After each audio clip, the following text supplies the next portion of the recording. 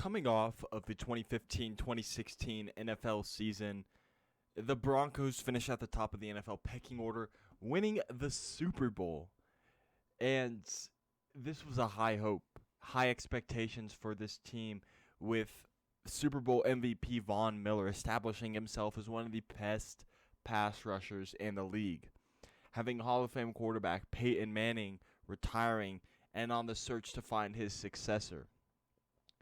We also had guys in the defense with the no-fly zone, with Aqib Talib, Chris Harris Jr., Darian Stewart, T.J. Ward. Many great pieces as establishing us as one of the best defenses in recent memory, the no-fly zone rivaling the Legion of Boom. Going into the 2016 draft, the main story was who is going to be the replacement for Peyton Manning. There are many quarterback names in this draft class, such as Jared Goff and Carson Wentz being the most notable, expected to go 1 and 2, with Paxton Lynch expected to go somewhere later in the first round, and someone like Dak Prescott who would end up going in the 4th round to the Cowboys.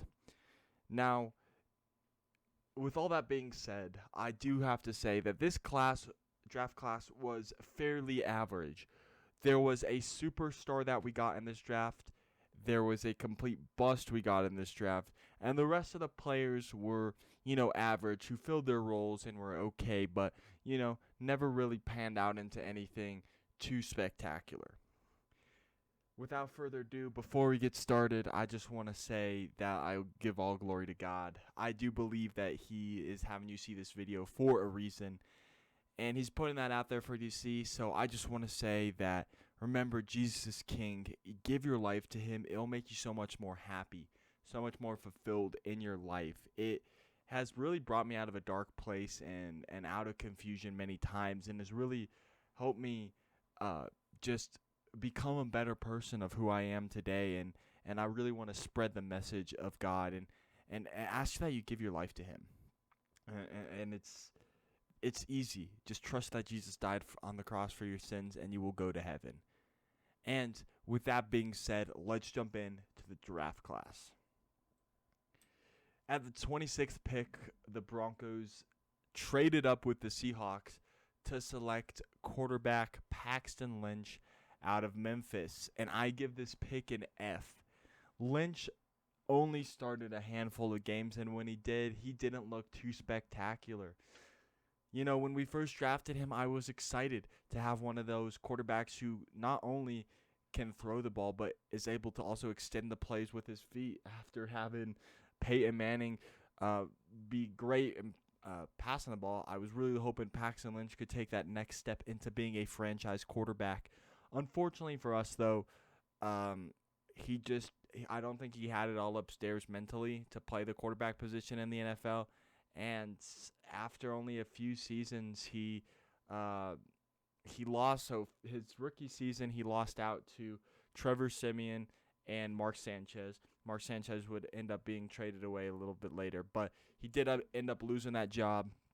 And then the following year, he would end up losing his job to Trevor Siemian again, I believe, and then eventually would end up losing his job to Case Keenum, and would end up falling behind to the third-string quarterback behind Mr. Irrelevant quarterback, last pick in the draft, Chad Kelly. So after this, the Broncos cut Lynch, and he was then picked up by the Seahawks, and he made his preseason debut against us, and looked really good. But he would end up getting cut for Geno Smith instead. Was picked up by the Steelers and later cut, and he is currently a free agent out of the league. So it is an F pick for what was supposed to be our future franchise quarterback in Paxton Lynch.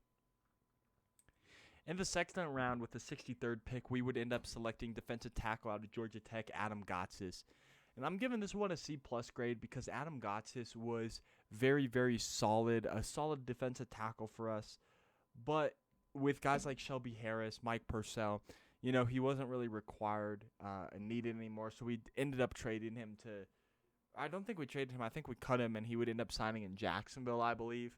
And I am only grading these guys with their time in Denver, but I don't think this was a bad pick at all. I do think that he was very solid for a few years, but eventually we had the depth that we liked at the defensive tackle, and we cut him, and I was okay with cutting him. I liked Gotsis, but he was never really anything outstanding for us, in my opinion. In the third round, we got the best safety in the league today at the 98th overall pick, Justin Simmons. Now, of course, this is an easy A-plus grade. When you pick up the best safety in the league in the third round and a altering franchise cornerstone for us here, he's been a beast, and he deserves his big contract that he just got. I mean, he is the anchor to that secondary. When you look at that secondary, which was somewhat of a weakness for us last year, and you look at it now, you got Kareem Jackson, Justin Simmons being the best safety tandem in the NFL. And then on the corners, Kyle Fuller, Bryce Callahan, Patrick Surtain, Ronald Darby, Michael Ojemudia, Isang Bassi, Kerry Vincent Jr. I mean, that is a strong secondary core, and Justin Simmons is absolutely a stud and will hopefully be a Bronco for life. We locked him down on that long-term contract for, 4 seasons? Obviously, his contract will come up in, 2025, and so we'll have to sign him again then. But, this is a fantastic player and an easy A-plus slam dunk pick. This was the easiest pick to grade. In the fourth round, 136th overall, we selected Devontae Booker, running back out of Utah. I'm giving this one a C-.